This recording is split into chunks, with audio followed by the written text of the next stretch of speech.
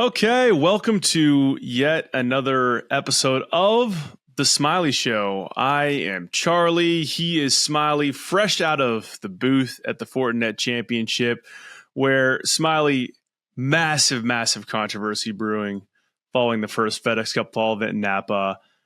Why didn't Zach Johnson use a pick on Sahith Theegala? It's absurd. No, I'm just kidding. Of course, I'm just kidding. I decided. I was like, what did I miss? No, I just feel like we've been doing so much in the way of outrage around Ryder Cup picks that I couldn't miss a good opportunity to get a little bit of it in here. But no, a huge win for Sahith, and obviously want to kind of unpack that. And you were there watching all those shots and calling it. But before we get to the golf piece of this, I mean, how cool was it watching his crew of family and friends? I guess upwards of 35 of them following him around. You could hear him loud and clear on the broadcast. And I'm just curious, because I think this is such a unique sort of deal here where you have a smaller crowd for a fall event. And so they have this sort of outsized impact on both the vibes in that group and just what you're hearing on TV as well. Have you encountered a situation that unique before? Can you recall anything like that where a player had this little kind of pack of fans following around, just rooting for him so fervently that it just dominated the entire sort of soundscape? No, it definitely felt like an NFL Sunday with like his little cheerleading section. It was pretty wild just how much support he was getting, not only from his friends and family, but really, they inspired all the other fans that are out watching the final group. They're like, wait, we want to join this group of people because they're having a ton of fun. And even Cam Davis, he was in that final group and he had some really nice shots on the back nine. It was not necessarily a great day for Cam Davis, but still, he hit some awesome shots where it was just a really fun atmosphere because those Theegala fans all then were rooting for Cam Davis. It wasn't like hey, we're just rooting for one guy. It was a really just cool setting and scene watching Theegala win today. But yeah, man, it was wild. I mean, I think Terry Gannon, he kind of referenced just the emotional win that Cameron Champ had in 2019 here at the Safeway with his grandfather and dad, just kind of an emotional scene. I was actually a little surprised that it wasn't as teary on the 18th green. It was much more business than I thought it would be. Like in the interview, I thought there was going to be some waterworks. I mean, even in the booth, we were kind of trying to hold back tears at one point. It just, it reminded you of, the sacrifice that your parents make for you to play golf at an early age. And, you could see it in Sahith's dad just hanging by a thread every single shot. So it was really cool to see him get the job done today. And, he's a hell of a player too. Yeah, I mean, I thought it was really cool hearing you and Terry talk about all those stories of just the support his dad and his mom provided him growing up and the way they motivated him.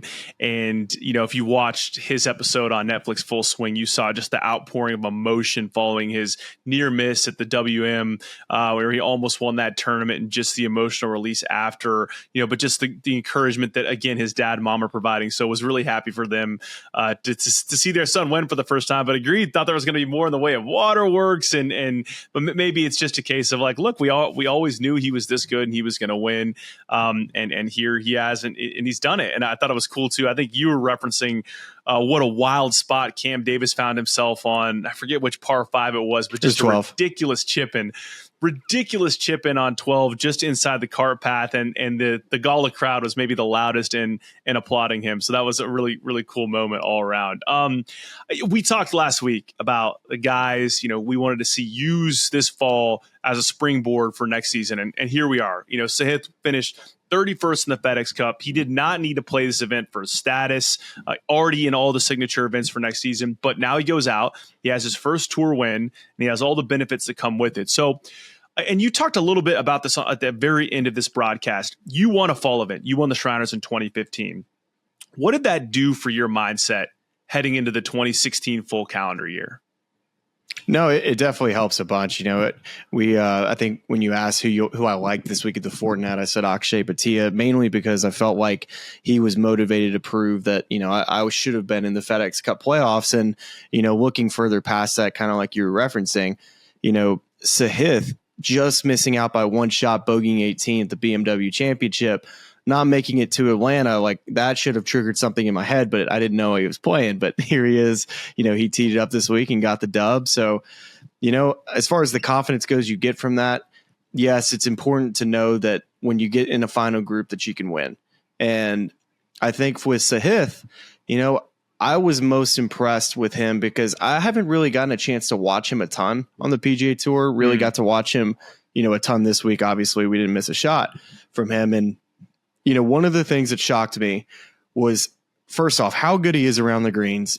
I'd heard people tell me how good he is with the wedge and how good he is with the putter. And it was absurd how good he is, just with the touch around the greens. The recovery shots that he was hitting were just insane the entire week. And he at one point was gaining like 8 strokes on the putting green, and it was like 14 of 18 around the greens. So let's move past that and the fact that, like, all right, he's really good with the short game. So that's what I definitely picked up, and a lot of people already knew. But the thing that I was surprised about was how much of a shot maker he is. And you don't really see that because in my head, I always thought he was a fader of the golf ball. Just the way his golf swing is. To me, it looks like he has a ton of side bend in his golf swing. He lays the club off at the top. It doesn't seem like that really fits a draw. Like, that doesn't scream draw to me. That screams like rotate, cover, fade. And he kept hitting these draws with like the long irons and stuff off the tees with, there's OB, right? And he's still turning it right to left. And then, like, on the 12th hole, this par 5 that, it fits. Like, if you can hit this low flighted draw, it'll roll forever. You can kind of use the terrain to your advantage. And he hit it 38 feet in the air on the 12th hole with the driver and turned it, which I don't think people realize how hard of a golf shot that is, to hit it really low with the driver and turn it. It's not easy to do. And just his overall shot making ability. And one of the things that Aaron Oberholzer said in one of our breaks, because I started noticing just how, he just loves to curve the golf ball. And he mentioned that he hasn't seen somebody curve it as much and can do it on command since Bubba Watson. And I think that, to me, was like, wow, this kid, when his ball striking is on, that's it. To me, when things get off of that golf swing, there's not like a easy quick fix to me with his golf swing, because it does have a lot of moving parts. But when it's on, man, like, his short game's so good that, he was able to win today because I think he was able to rely on his creativity, just the way he can see shots. And just, to me, like, that was the deciding factor besides how in control he was with his emotions. Yeah, I thought it was really cool to hear you referencing that shot making ability throughout the broadcast, and then from just an audience perspective. And I hope this is something we're going to get more of, maybe in the fall event. Maybe the access is a little bit greater, but just listening to him talk through so many of those different shots with his caddy and hearing the thought process, that was really, really cool access. So I hope that that's something that Golf Channel, NBC, for the events that you all have this fall, is going to do more of, because those are always really kind of cool, insightful moments. So, this is another thing you kind of touched on at the very end of the broadcast is what type of goals Sahith should be setting heading into this 2024 season. I mean, should it be winning a signature event? Should it be winning a major, making a President's Cup team? Like, if you're him, what bars are you kind of setting for yourself heading into next year? Yeah, no, I think getting in contention in a major championship, early in the week to start feeling what that feels like, that kind of seems like the next step to me. And then with that, that with good play, winning this week is a definitely, as we kind of been noting in the Ryder Cup standings versus the President Cup standings, it seems to favor playing well in the PGA Tour. We kind of see that with where Tony Finau was on the Ryder Cup standings versus the President's Cup standings, way back on the Ryder Cup, but further like inside the bubble as far as the President's Cup standings go. So Theegala winning this week kind of jumps himself kind of in that President's Cup range. I would say that would probably be the goal, just, because he played pretty well at the Masters last year. He was around that like top 12-ish. I'm not sure exactly where he finished, but 37th in the world heading into the week. I imagine with this win, he'll probably jump closer to 25, 30. I'm not sure exactly what that jump will look like, but yeah, I think to me, he just looked really mature out there. He just looked like he was ready for the moment. And that's what you want to see from a young player that has a bunch of talent that hasn't won yet. How are they going to handle when they get kicked in the face or kicked wherever you want to get kicked in the shin, kicked in a place that's not nice to be kicked in. Yeah. Well, seriously though, that's so often you see it with young guys that have big leagues.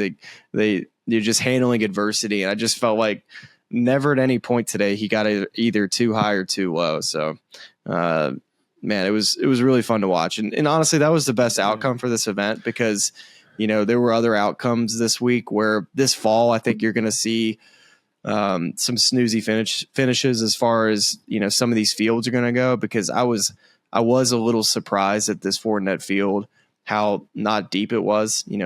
I'm so accustomed to this week being the fresh new start, new faces, everybody's happy, not battling for a PGA Tour card, which you're almost having to rewire your brain that the fall is basically the PGA Tour playoffs for guys who are trying to get their status for next year.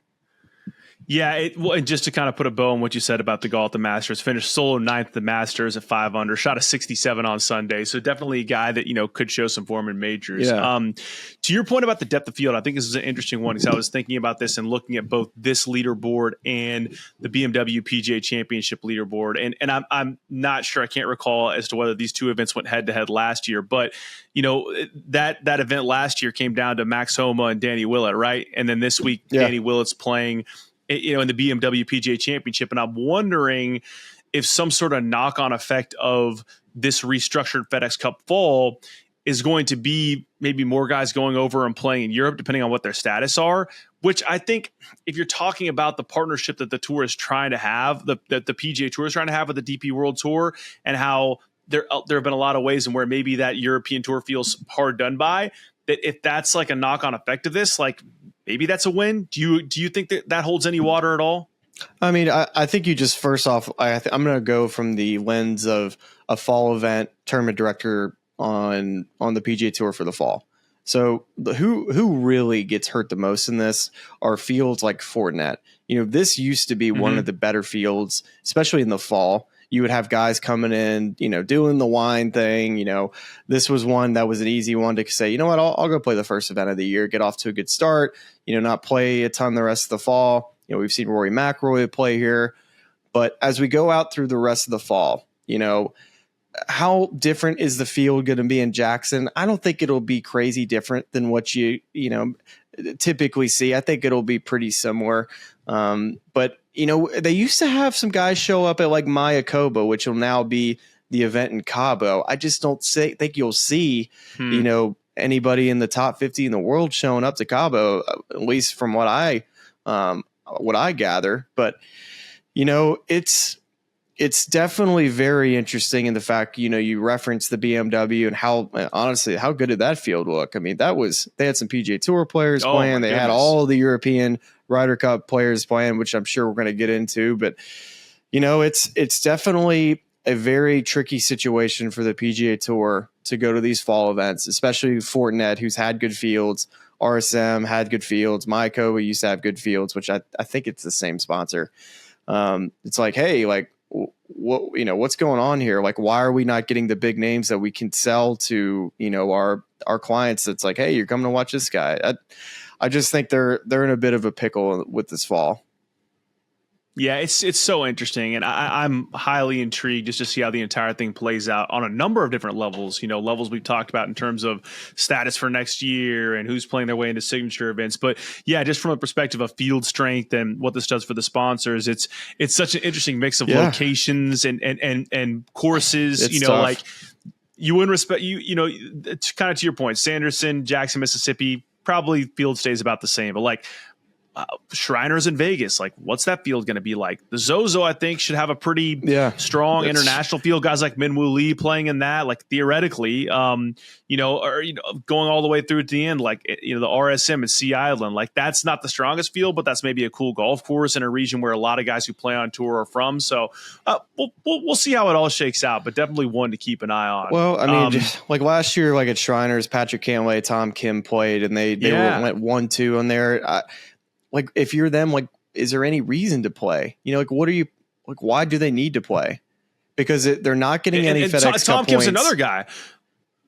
Like Tom Kim played at the BMW PGA Championship, on the DP World Tour this week. So like that's another guy where you're, is he going to shift in that direction? I don't know. Like, I mean, and he's a guy that's in a really interesting position because he's now like, he has his tour status, of course, but he's Korean and has international appeal there. So like maybe that's part of the line of thinking. I'm not sure, but I think, well, to your point, like it'll be, yeah. I mean, if you finish top 50, you have the freedom to do whatever the heck you want to do. If you want to just go watch football all fall, you can do that. But if you finish outside the top 50, and I feel like it's like a broken record how many times we felt like we had to explain this on the air, but a lot of people don't understand it. I didn't understand it going into the week. You explained it to me like 4 times, and now I feel like I have it drilled in my brain what the fall finally means. So if you're outside the top 50, I mean, you can play, you don't have to play. Like, is it worth playing for just 2 signature events? Like if you're someone who's sitting around like 100, like how much does it mean to you to chase that? It's like, do I want to get healthy? Do I want to spend more time at home? I could see guys being like, you know what? I'm not playing well enough to like finish top 3 or 4, which is what I need to do. I'm just going to like, I'm like 100th. I'm safe with my card. Like this, to the hell with it. I'm just going to sit out. And I think you're going to see, here, one other thing I'll mention about the fall is that I think when we get to closer, like let's, for instance, say RSM, and like the storyline this week was a guy who was in the top 50, like Sahith Theegala, didn't have to play this week, but he decided he wanted to play. He was ready to get back into action. But the storyline at RSM might be a guy who's 205th on the FedEx Cup going into the week, and then wins the golf tournament to finish 126 or something. Let's just say they're so far back that they end up winning a golf tournament, don't get their well, I guess if they win, it doesn't matter if they get top 126, they're still in the winners category. But to my point, it's like you might see some crazy finishes that have different appeals, I guess. Here's the one thing that we go down this wormhole every week. It cracks me up. Here's the one thing that I have been trying to clarify unsuccessfully in terms of defining all the different ways to get in the signature events. Like we know it's top 50. We know about how the next 10 works. We know how the swing 5 works. We know top 30 in the OWGR, how that gets you in. We know that there are 4 exemptions. The other category is tournament winners that season, but I'm unclear as to whether they're going to loop in the fall winners or if it's just going to be 2024 calendar year winners. So that could be intriguing too. It's like if you're a guy that if you're a guy that I mean, Theegala is already in, right? But that same guy that is 205th, he wins. He's now 126. So he's exempt because he has 2 years as a winner on the PGA Tour. Now he's in signature events. It's like you could take these shots in the dark. Now these guys are going to be trying to play anyway, right? Because they're trying to get their status on tour. But it is interesting some of the implications of playing these events and the range of players that could. It's like that could be a waste of time. But if I go out and win the thing, well, then all of a sudden it was a great use of my time. So I don't know. It's very strange to see, or it'll be interesting to see how different players choose to approach their calendar in the fall. All right, I'll answer the question for you, not knowing the answer. And I think the answer is it'll be the 2024 winners, because if you add 7 guys from the fall to these signature events that are supposed to be, how many guys are in those? Like 70 or something like that? 80?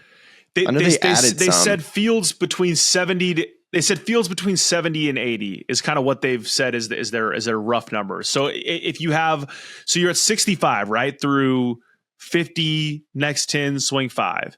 And then you shouldn't have a ton of like additional added through top 30 OWGR, but like JT, he's going to be one that'll come via top 30 OWGR because he's 25 in the world, but he was 71 on the FedEx Cup list. So maybe you have a handful, maybe like 2 or 3 of those that get you to like high 60s, and you have 4 exemptions, then low 70s. So, I mean, I don't know. I mean, well, I guess the field will be its smallest for, is it Pebble first or is Genesis first? Pebble comes before Genesis. So like that'll be the smallest, the signature field or signature event field will be for all the signature events throughout the year. Because if you keep adding guys, like tournament winners, like it'll just continue to get larger and larger as the year goes on. So the last signature event, which would be, help me out here. What the heck would that be? Let me just tap dance here for a second for yeah, I'm just thinking like June, July. I mean, I feel like it's also early in the season. It's kind of Memorial, I think it's probably, Travelers. right? It'll be Travelers. Travelers. That's right. That'll be what you're correct. It's Memorial second to last. Travelers is the last. So that field will probably have the most, because you talk about there's a lot of events from the Memorial to the Travelers. If that's the kind of if those two are between each other, that's, a good month and a half so about 3 or 4 events that might get added for tournament winners, especially if you have a year where maybe the top players aren't winning and you have some other guys that are winning, then you start adding guys. But I do like winning gets you in. That sounds good. Right. Like I think all the categories I like in theory. I mean, it's just so much of this is, I think I know how I feel about it right now, but let's see what happens when we play the tournament, and then I'll tell you how I feel about it. Next, I think we have to go to the Justin Thomas conversation, but I want to preface it with kind of 2 statements here. And the first one is, we heard Zach Johnson and Stuart Sink say earlier in the week that this tournament is going to have no bearing on how they're going to use JT or Max Homa in Rome. So let's just get that one out of the way first. And then I think the second thing is that I actually, rather than talking about JT in a vacuum, I think the most interesting Ryder Cup conversation to have here is drawing a connection between what JT did this week and what Ludwig Aberg did this week, because it's eerily similar in my opinion, where JT starts a tournament, shoots 69, 67, 65, trending in the right direction, right there with a chance to win the tournament, then shoots a 72 on Sunday to fall back a little bit, finish 5th, right?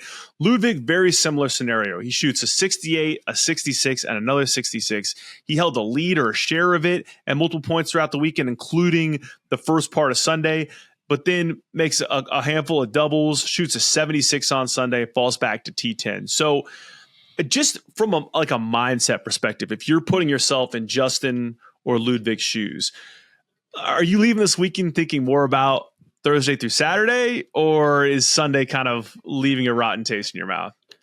Well, I mean, I think those two are in completely different situations. I would say going into the week, their trajectories couldn't have been more opposite.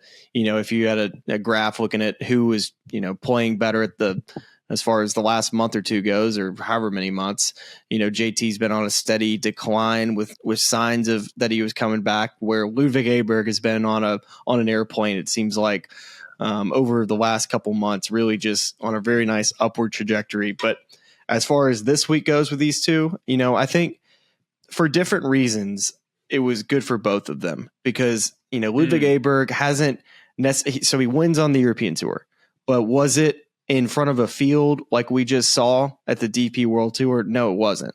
He just played in the European Ryder Cup as far as just their scouting trip. So now he's in front of all these guys. All the guys know who he is now. They see what his golf ball looks like in the air. They see what type of talent he is. And then he goes and plays the first couple rounds with some studs as well. I'm not sure who he got paired with. Was it Rory and Victor? Is that right? That's correct. Yeah, so plays with Rory and Victor and goes out and just kind of wipes the floor against Rory the first couple of days. And Victor was kind of probably somewhere around the top 10, shocker. And, going into Sunday, it's a tall task, to win into a field like that. So I'm sure he was feeling the pressure. I didn't get a chance to watch it. Don't know how bad it really was. Was it a day where he didn't get anything going? It was bad breaks. It was. I didn't watch the entire thing, but I watched the highlights, and it was basically early on. 10 footers for par. well, it was like early on, he had 2 kind of like short-sided greenside chips where he tried to kind of go high with it and left it short on the, like there was a par 3 where he missed right, and he hits like kind of a flop shot that gets caught up not even on the fringe on the caller, in the rough again. And then from there, chips it long on his third, misses his fourth, coming back, makes a double. And then same deal, flubs another chip a couple holes later, and then horseshoes out a bogey putt and ends up making double there. So it was like kind of wonky short game stuff where maybe he just missed his spot with the chip and then it compounded into a larger error. And all of a sudden you got a double on the card. And it's like, oh, wait a second. This is not the direction I'm trying to go. And what hole was that? Was that like, how early was that? That was front nine. Both of those doubles were on the front nine. Oh, he had two doubles on the front nine. Okay, wow. Yeah, right. I mean, his card for the day was he made a bogey on the first hole, birdie on the fourth, doubled the fifth, doubled the seventh. Then on the back nine, birdies the 12th, bogeys the 14th, and then pars the rest of the way. It's a 4 over 76. So it was just kind of early mistakes that compounded that ended up dropping him out of contention. Yeah. Okay. So Ludwig shooting 4 over, just poor start, whatever it is, front nine, finishes at 4 over, still finishes top 10, but still I think the experience is really good. So to answer your question about Ludwig versus JT, I'll finish with Aberg saying really good week, getting in contention, teeing off on Sunday, having a chance to win at a field like that only helps because how big those crowds are at BMW. That's a taste of what it's not even going to be close to a tenth of what he's going to experience in a couple of weeks in Rome. But still, I think just the pressure, I think just feeling those nerves, that probably was going to be really good for him. And he's going to probably be able to use the things he didn't necessarily pull off today, maybe to his advantage in a couple of weeks. But to JT, he had an interesting day. And I think everybody's going to look at the scorecard, shooting even par. He hit 4 fairways. And according to JT, he hit 4 fairways, but he had 12 of the 14 fairways. Like the golf ball was in the fairway at one point. So it was a day where he was actually really close to being in the fairway and having opportunities to score. And this was the hardest day out here today. It was as firm as it was all week. And the wind was up more so than it was all week. And I saw a lot of guys, when they got in the rough, they just cannot figure out if it was how much it was jumping, if it was coming out spinning out of the first cut, and just a lot of just tricky stuff out there if you were not in the fairway. So it was just a little span of the golf that really got away from him. The third hole had a super easy up and down and chipped it about 3.5 feet by, missed a putt and it was outside of the hole, 3.5 footer, misses that and goes to the 5th hole and hits his worst drive of the week, hits it out of bounds and re-tees, didn't hit another good drive, but makes a good bogey. And then really the rest of the way he was just very, very close. Like he was a yard away to being in the fairways, kind of to my point earlier. And, he kind of fought down the stretch, made eagle on number 12. And I think he has a lot to be, when you ask about Thursday, should he just think about Thursday to Saturday or whatever? But I think the week in general, he's going to be able to pull so many different things, right? Like he had days where he drove it really well. He had days where he ironed it really well.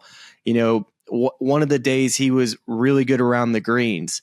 And I think today, not necessarily good really across the board, but he was able to feel the pressure of winning on Sunday. So there's that same deal with Aberg. It's like, all right, both guys got to feel, kind of just that tense pressure, what it would feel like. And man, I watched his warm up too, Charlie, and this morning he didn't miss a shot. So he really, I feel like he got better and more comfortable with his golf swing, that he knows what he needs to go work on next week.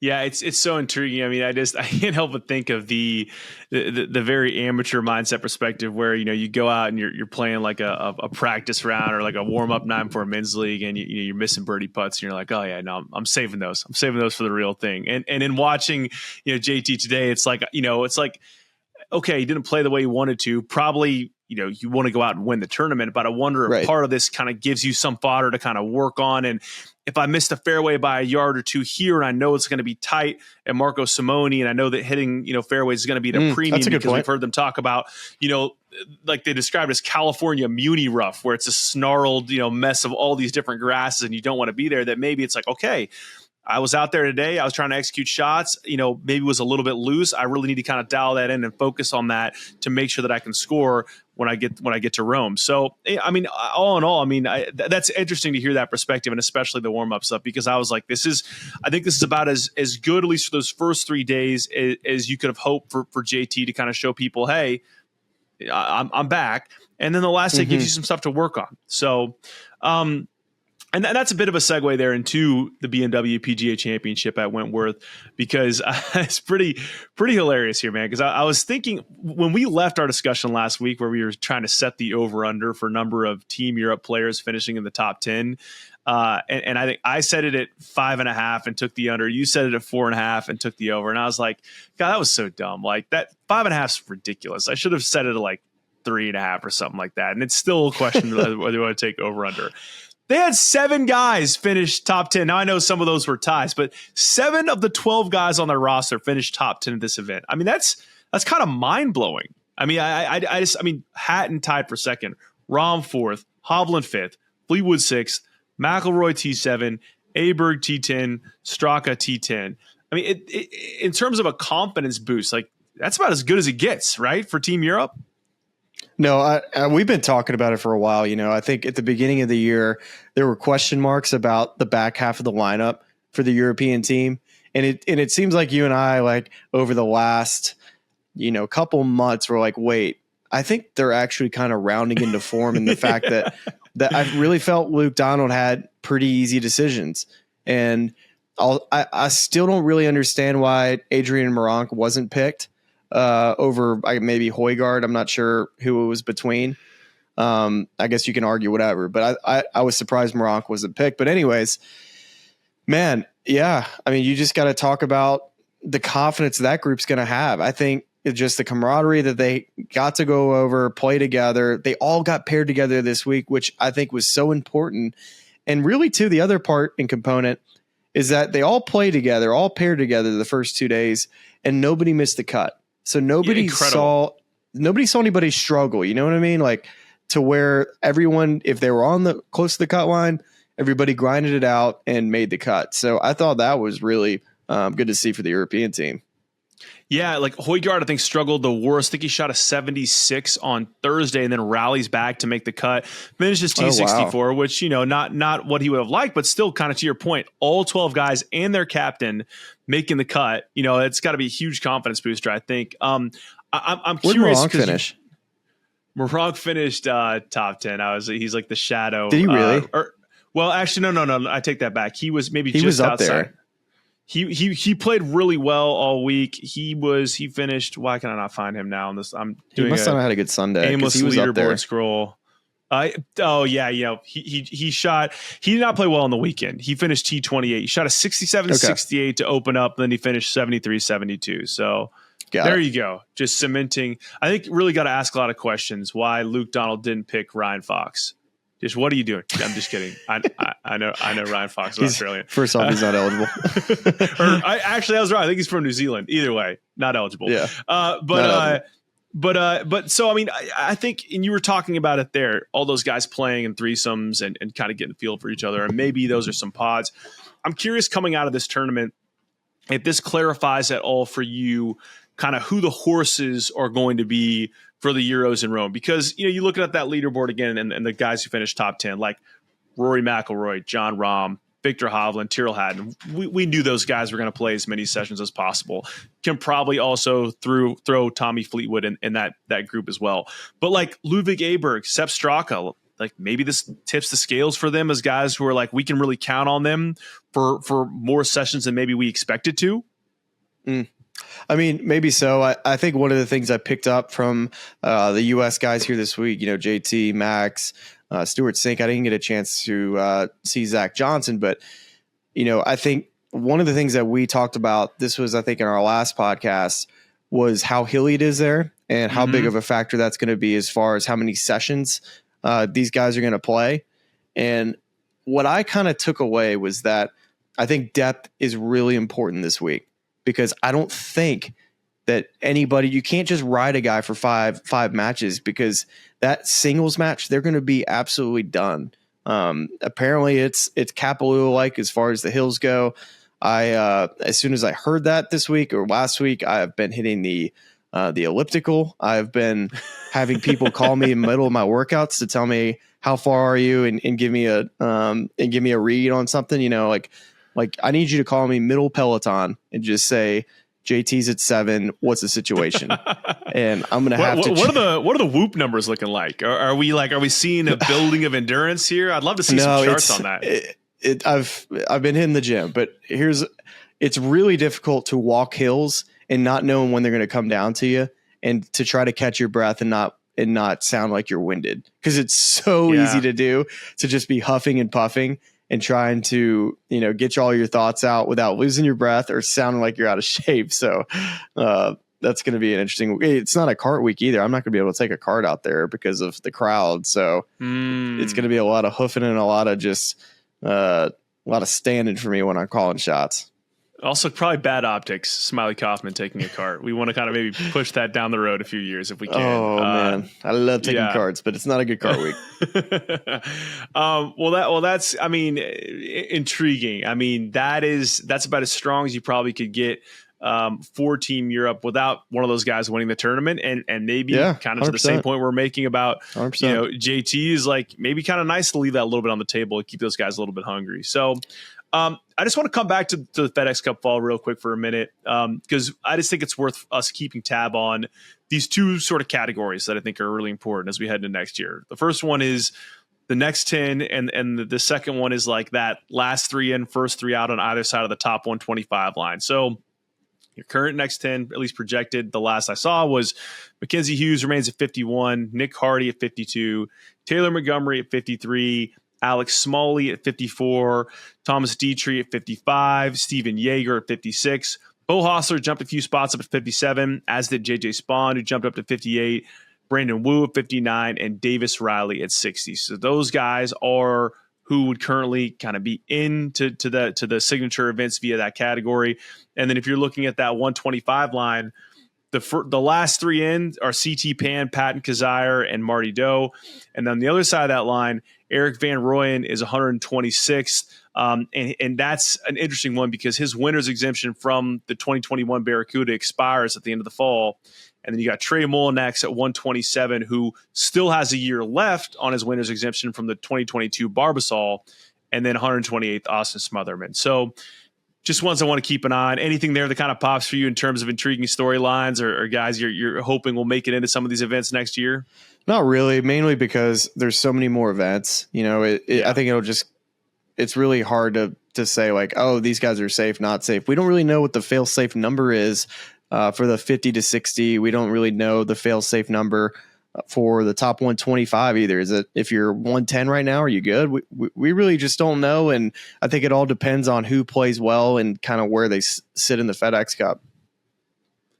Oh, wait. And actually, breaking news, because I just checked and the projections changed once again. And actually, S.H. Kim is a guy who's jumped way up into the 57th position. He's good, dude. He's good. Yeah. So that's just an issue. And I agree with you. I mean, super early, just worth kind of continuing to keep tabs on as we're looking at how next year is going to shape up. So that's kind of, listen, that's the majority of the golf items I had for this week. I'm curious. Tell us a little bit about the week in Napa. Did you any decent wine out there? How was the week? Nah, man, I was pretty lame. I'm not gonna lie. I really did not do anything very fun. I went to dinner by myself like a couple nights, so I was kind of bored. I was kind of bored this week, but I spent some time on my fantasy football team. Really just made sure my guys were ready this week. So that was that was really first and foremost. Need to get it out of the losing column and getting into my first fantasy win, which looks to be so. I didn't. I took it easy. Okay. All right. That's fine. I was just curious if we had any little notable sips. Well, I will say, look, your LSU Tigers got convincing first conference win on the road, 41-14 over How Mississippi about it, State. them Tigers? 12th on the AP poll. I mean, it's got to feel like, we're building back. I mean, like I said, you're going to lose early, and then you just kind of build back over the rest of the year. You're 12 in the AP poll. You're fine. You're fine to handle business the rest of the year. I tell you what, when you look at the West, just watching how bad Alabama struggled with South Florida, their quarterback situation, and just the rest of the nightmare, and just the rest of the West is just not like crazy impressive. We definitely have some weaknesses for sure on our team that teams can expose, and we could definitely lose games. But it wouldn't surprise me to see us kind of be back in Atlanta this year and playing, whether it's Georgia, whoever it is. But I think we got a pretty good team, so we'll see what they do. That's right, yeah. And Florida State is, of course, a non-conference loss. They almost lost to Boston College this weekend, which was that would have been delightful. I know. I was watching a little bit of that North Carolina Minnesota game. I was rowing the boat early. I was rowing that boat, but we'll tell you all at a good time. Smashing oars, yeah. Oh yeah, it was. I mean, listen, not without a little bit of intrigue. It was early on. We were up, and then Drake threw a couple of picks that I just listen. He's been throwing some picks, huh? What's the deal with him? I'm not saying it. I'm not saying it, but people are talking. We're wondering kind of what's happening with Drake. I mean, here's a tough thing for Drake. Last year, Drake May, in one season, cemented himself as the greatest quarterback in North Carolina history. And I know, okay, I hear you all out there laughing about that and saying, who do they have? Look, there's actually an impressive list of quarterbacks that have played in North Carolina. Most recently, Sam Howell, who's like winning games for the Washington Commanders now. So I think that it was a phenomenal year, and it has him on the Heisman shortlist. This year, it's like there's just something that's a little bit off. Like it's like he's kind of missing some touch throws that maybe he would have hit last year. And it's still early, and we're still 3-0, so I'm not going to complain too much. But I'm just saying there's some rumblings of just what's happening with Drake. So yeah, two picks early on, but then righted the boat, so to speak, righted the ship with the oars that we forcefully took from the Golden Gophers. How bad was Minnesota? Were they bad? That quarterback is about as bad as it gets. I think at one point someone texted me a stat line. It's like he's 5 for 16. So it's not like we're playing the greatest team in the world. And I'll answer too real quick. Mississippi State's a really bad football team. Just along, we beat the crap out of them, but man, that was as bad of a Mississippi State team as I've seen. But it's like, listen, we don't supply the players for the other team. Like you just got to beat who's in front of you. Right. You go out and do it, and then you keep moving. We're now 17th in the AP poll. Listen, I'm really proud of my 11-month-old son, Walker, who made it all the way to 5 minutes left in the fourth quarter in his first football game. So how about that? Hey, Anna Carter went to her first football game as well this weekend in Auburn. So did she really? Yeah. Anna Carter crossed that off the list, and so did Walker. So they need I asked Francie if Anna Carter got like a bid to a sorority while she was down there, but she's still on the wait list. Yeah, she's got to do the whole rush thing where you do the dances and all that. God, those videos are really something. We need to get a little play date together for Walker and Anna Carter at some point down the road. But he's doing a really cute thing now where we score and he like claps his hands. We walking yet? We're not walking, but it could be happening soon. I mean, the kid is scooting. He's a powerful crawler, but I think he's almost too good at crawling. He's like, why do you want me to stand up and try to walk? I can just get there way faster if I just crawl. So how many months? Like 11? He'll be 11 months. By the time of the drop of this episode, he'll be 11 months and 2 days. Wow. So yeah, we're sitting right at 8. So Anna Carter's not crawling yet, but she's sitting up great. I don't see her walking till about a year. So we'll see. I think year's about as early as it's going to happen for Walker, but crawling's coming soon for you. I think Walker was like 8 or 9 months too. So it's and then all bets are off. It's like put the magnet locks on everything. And, we've been doing it. Like it's just it's like boarding up for a hurricane. Yeah, it's really something. It's a ton of fun, but it's also like this is going to be exhausting. So So listen, a little bit of college football, a little bit of fatherhood, you get it all on the Smylie Show. We've been talking about this. We're going to do college football picks soon. We're going to give you the hottest intel on the streets for some SEC and ACC football games. But that is going to come after the Ryder Cup. Once we kind of get deeper into conference play, we sort of pick those games. We're still kind of doing the weird thing where half the teams are playing conference games, the other are playing cupcakes. So let's get a little bit further into the schedule and do it then. I've got a grab bag of other items here for you. We have a confirmed surgery date, and just for the YouTube crowd, I will be wearing a hilarious neck brace for about 6 weeks. It cannot come off if I want this thing to heal properly. So yeah, what did Doc say? He just said that this is the way to do it. Wear the neck brace. So it never comes off. Well, you can take it off to shower, but you're just not supposed to move your neck at all. You can't move your neck up and down or left and right. And can you like itch your neck if it's itchy? Do you have like a... Yeah, it's a good question. I mean, like I think if I stick something inside it, like I just can't. If I take the brace off, it cannot be for long stretches of time, and I cannot move my neck in any of those directions for 6 weeks for the bones to heal the way he wants them to heal. And there was like a stern warning in the packet. It was like, if you do this, you take this off, like the people who wear the brace, it heals within like 3 months, 6 months. People who don't, it takes them like a year, 2 years. And I'm like, that's not what I want. I want to get me healed. I want to get back to playing golf as fast as I can. Although, big breaking news, the good people at Lab Golf are building me a broomstick, and we're going to get a ton of neck brace broomstick content for 6 weeks. It's going to be so sick, and I'm just going to be so dialed coming out of that brace. It's also probably, you identified a real head movement problem with my putting. So yeah, I think the neck brace, maybe the neck brace keeps me in the same place. Like this could be a blessing in disguise. Oh, we don't know. We don't know what we don't know currently when it comes to your putting. And what I do know is whatever you had going needed to be fixed. So if this is something that might help anchor you down a little bit and not looking like you're on a teeter-totter seesaw, I think that's good. Yeah, seesaw didn't translate to a ton of made putts. So we're going to try neck brace broomstick to see if that gets us off the seesaw game. Maybe we'll email Denny McCarthy, see if he's got any hot tips for us. And then what else do I have for you here? Oh, Hope Valley member guest this weekend. Oh, there you go. Nice. Made it to the semis with my brother last year out of the death flight. So we need to avenge that loss. So this is this is your tour championship. This is the tour championship. I mean, this is like, yeah, I guess in terms of calendar placement, I was trying to think about that. You know, I do this often where I'm like thinking about my silly calendar of club events. And I'm like, what majors would I equate these to? And it's like, what is the club championship like the US Open or the Masters? Like, I don't know. Like, that's the Masters, man. That's the Masters, but then like what? Like member is like what? Member is kind of more like the Masters. I guess here's the opposite thing. Like most club championships are at the end of the calendar, or like the end of the summer, typically, or like early fall. You know, so it's more so like the last big event of the year, but it's the most significant. So that's where I say it. That's why it's the Masters.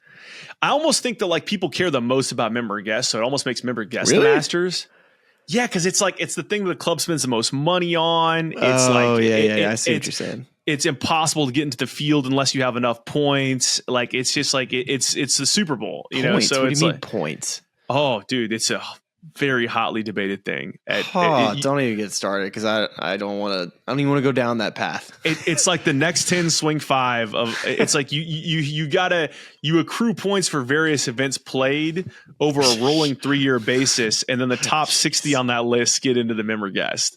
It's very much like there are different categories. It's a whole. How does a rookie even get in? You know, if they don't get a chance to play, you can't. That is a concern that's been voiced by many. Bullshit.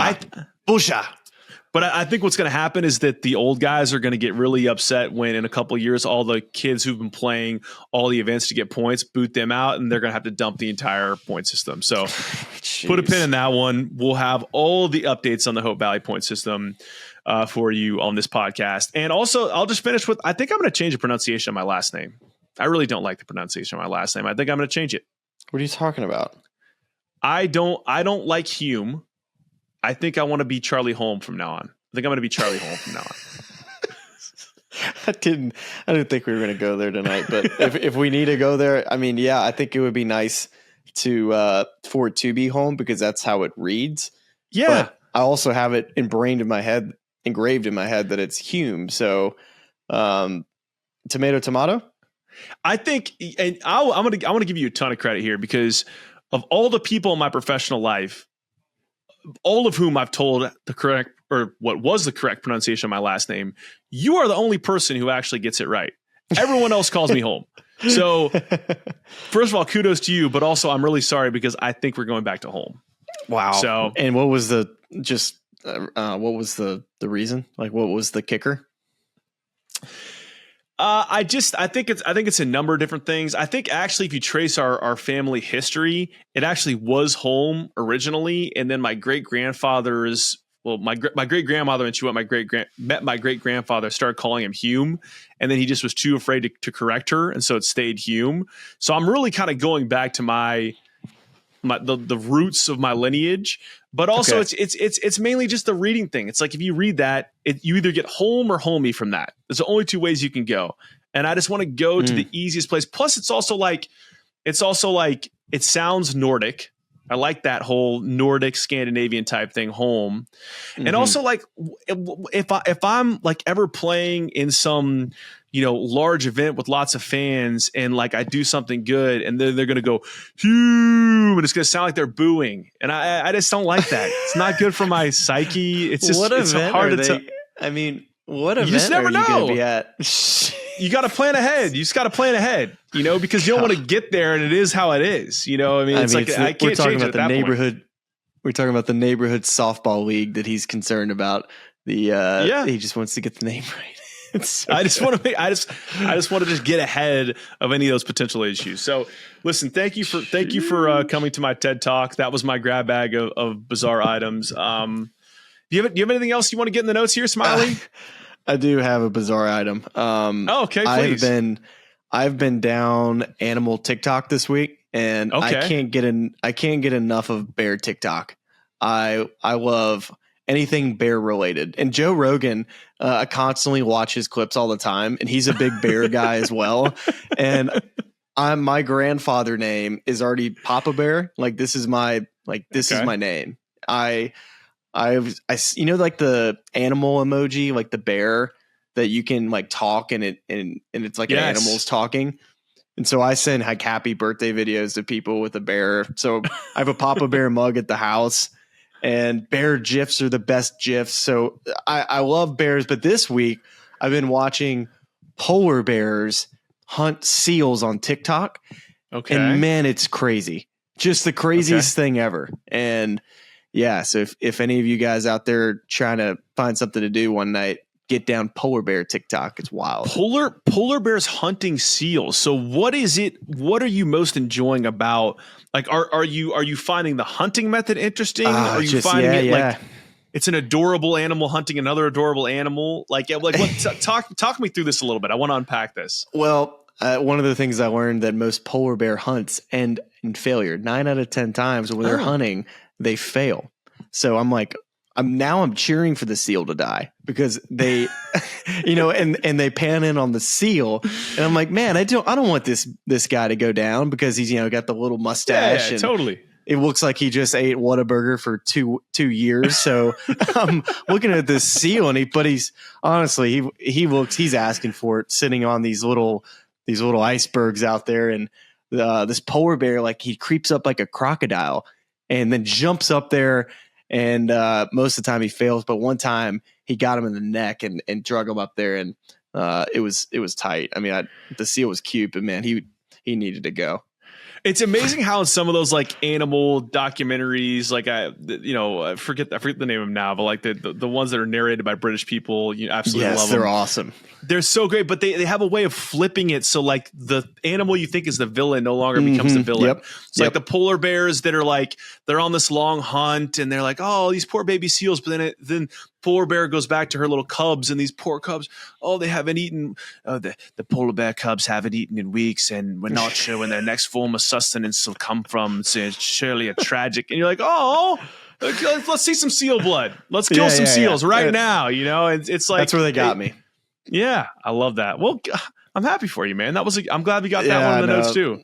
Big polar bear guy, and the other good ones are the crocodile, like big snake battles. Those are the That's a rivalry that I enjoy watching to see who comes out the victor. There's some guy on TikTok, and I think he's been on Rogan, who he keeps surfacing in my like For You feed or whatever, where he's like talking about going to like the deepest, darkest reaches of the Amazon and like hunting the giant there. Boas. You've been down that. Oh my gosh. I couldn't get enough of that stuff. Like the forest, like the lake forest where like all the boas go, and he like jumped on top of one. That was crazy to me. And like so eerie. Didn't you kind of call bullshit on that guy though a little bit? Well, I mean, yeah, I think I think you have to decide why you're there. Am I here to be entertained, or am I here for like to hear something that's true? He said he was dragged by a 20-foot python that he couldn't wrap his hands all the way around for like a mile. And I'm thinking in my head, like, this doesn't. I think he was having. I don't think any of this happened. Like, there's just no way. Well, you know, it's actually, if you think about it, it's like a perfect lane to be in because none of it's verifiable. Like, no. Exactly. There's no, you can just be like, I was there last month. There's no way. Like I saw a velociraptor down there too. Like, you can tell me I didn't. Like, anything could happen in the Amazon. You don't know. So I kind of like, I feel like we need to find our lane there. Like, what stories can we tell that no one can, and then we can get huge on TikTok. Like, it'd be amazing. Gosh. Yeah. We got to find a good TikTok lane where like there's a sound they're using of us or something. I don't know what it is yet, but there's something there to learn from that guy. Yes, there definitely is. And just to finish up on TikTok, I think it's probably the most addicting app I've ever come across. I can't put it away. It's I've been trying to delete this app for like 3 years now, and I can't do it. Because I just love watching just random stuff. It's the best algorithm that exists. I haven't even told you this. I'm officially done with Twitter. I'm tired of it. I'm not using it anymore. I deleted it off my phone. The only time I bring it back up on my phone is when I tweet things out from the Smylie Show account. But so it's just Instagram, TikTok for me from now on. And so with the TikTok, so I end up spending more time on TikTok now.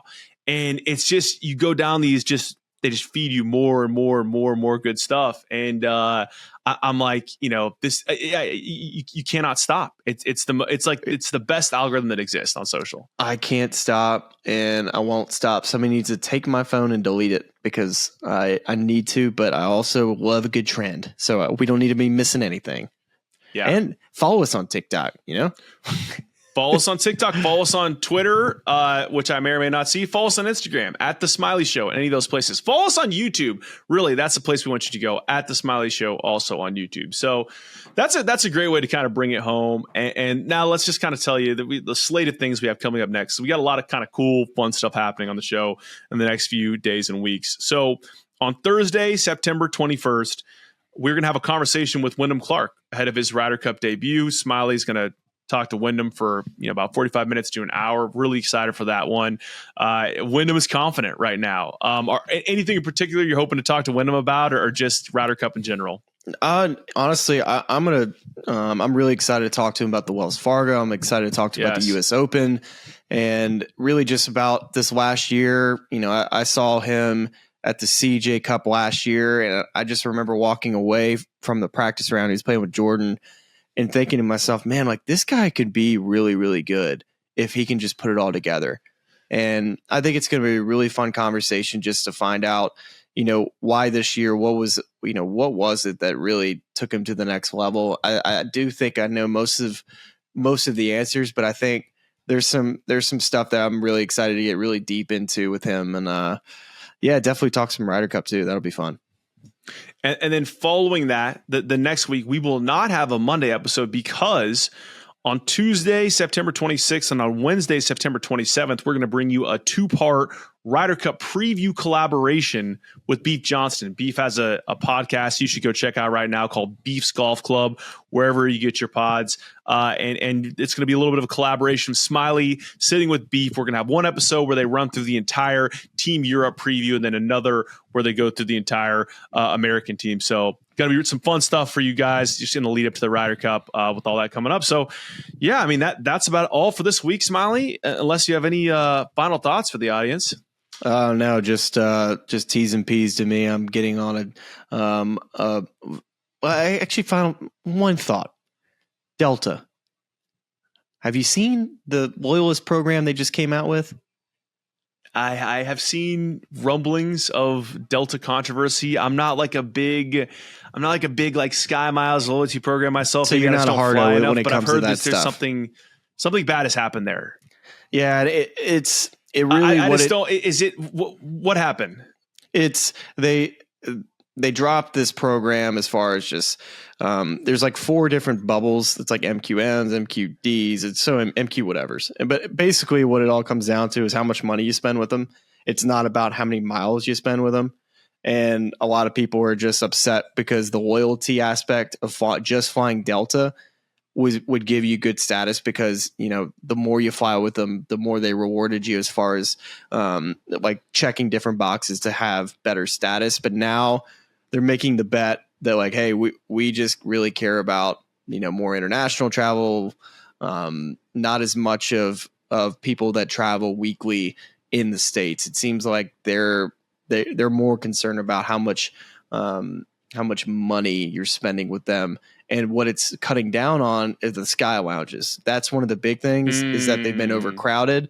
And so the people that travel internationally and spend all the money with them will, you know, still be diamond medallion stuff, like those lounges will be way less. So yeah, anyways, I was going to say just T's and P's to me. Red eyes. I hate red eyes. I'm doing one tonight and they're the worst. So there you go. That's my thought. That's good. Look, I mean, I the whole Delta thing is interesting because I travel like a peasant, so I don't get to use any of those lounges. But I could definitely see how T's and P's to you and others who do use those lounges because, yeah, that would suck not to use them. So Delta, do better. And you, audience member, listener, viewer, whatever you are, thanks for watching. And we will see you back here with Wyndham Clark on Thursday.